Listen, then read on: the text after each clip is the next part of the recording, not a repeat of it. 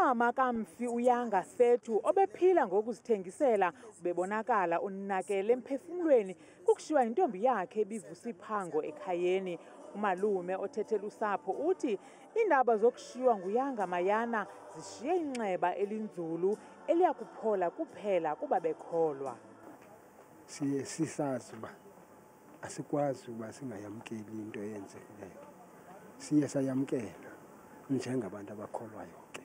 Lo mntana unabantwana bane. Babebheka eshophu ngoba ebesebenza apha emakhitshini. Wadibana nale ngozi ke. Siva sibuhlungu ke ngoba umntana eberayithi kakhulu lo mntana.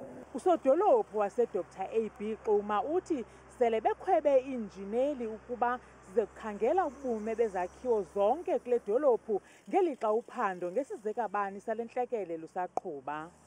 Sicele ukuba sithunyelelwe i-structural engineers from i-department yakwa-Public Works ukuba sizokwazi ukuqhuba umsebenzi we-assessment we-building zonke ezilapha edolophini. Iintsapho zakungcwaba ngosuku olungekabhengezwa ngelixa isihlanu esingxulegekileyo sisekwimeko emandundu nangona izinzile kwizibhedlele iNelson Mandela Academic neBedford eMthatha.